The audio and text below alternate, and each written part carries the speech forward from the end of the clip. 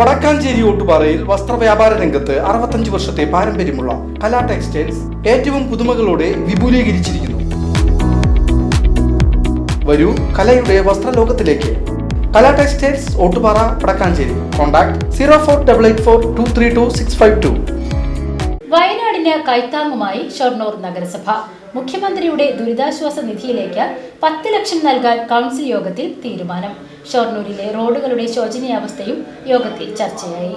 മുഖ്യമന്ത്രിയുടെ ദുരിതാശ്വാസ ഫണ്ടിലേക്ക് നഗരസഭയിലെ തനത് ഫണ്ടിൽ നിന്നും 10 ലക്ഷം രൂപ നൽകുമെന്ന് കൗൺസിൽ യോഗത്തിൽ നഗരസഭാ ചെയർമാൻ വ്യക്തമാക്കി. ആദ്യഘട്ടത്തിൽ 2.5 ലക്ഷം രൂപയാണ് നൽകുന്നതെന്നും അദ്ദേഹം പറഞ്ഞു. ഷൊർണൂർ കുളപ്പുള്ളി റോഡിന്റെ ശോചനീയാവസ്ഥയും കൗൺസിൽ യോഗത്തിൽ ചർച്ചയായി.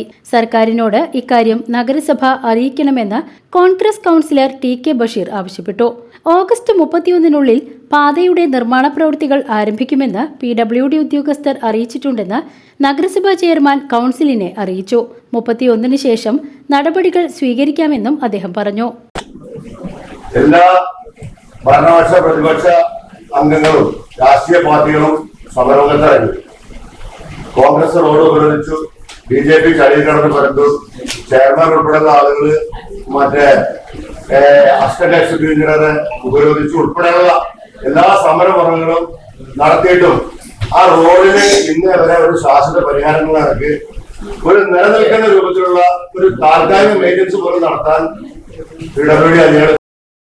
അതുകൊണ്ട് ആ റോഡിന്റെ ശോചനാവസ്ഥക്കെതിരെ നമ്മൾ കക്ഷി രാഷ്ട്രീയത്തിൽ അതീതമായി കൊണ്ട് തന്നെ ഇത് ബന്ധപ്പെട്ട അധികാരം ശ്രദ്ധപ്പെടുത്തണമെന്നുള്ളൊരു തീരുമാനം ഈ കൗൺസിലിനെ അറിയിക്കാൻ ആഗ്രഹിക്കുകയാണ്. വിവിധ പ്രക്ഷോഭങ്ങൾ നമ്മുടെ നഗരസഭയിലുണ്ടായി. നമ്മൾ നേരിട്ട് പാലക്കാട് എക്സിക്യൂട്ടീവ് എഞ്ചിനീയറെ കാണുകയും ഫോൺ വിളിക്കുകയും ചെയ്തു. ഈ ആഗസ്റ്റ് 31 നമ്മുടെ കുറുവാട്ടു കൊച്ചിൻപാലം വരെയുള്ള റോഡിന് പൂർത്തീകരിക്കാമെന്ന്. അത് ഉറപ്പുവരുത്തുന്നത് മാത്രമല്ല, ഇപ്പൊ അതിന്റെ ഡ്രെയിനേജിന്റെ റോഡ്. അപ്പോ ഓഗസ്റ്റ് 31-ന് അത് പൂർത്തിയാക്കും എന്നാണ് ഇപ്പൊ നമ്മൾ പ്രതീക്ഷിക്കുന്നത്.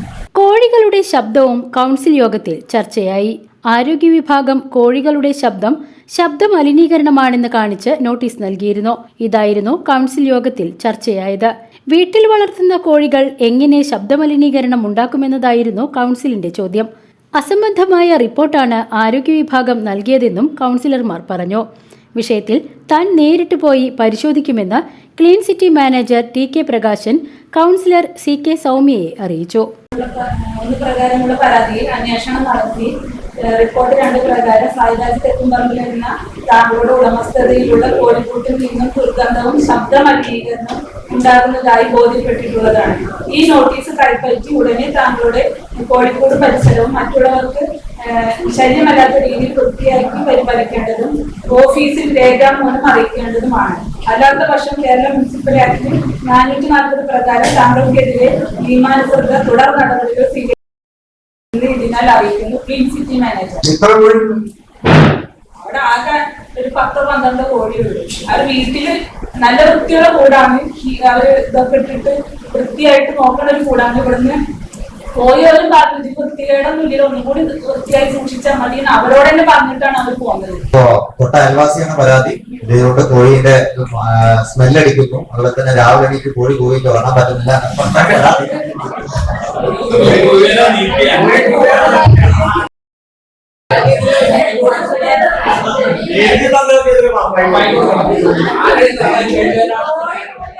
VCV news Shoranur.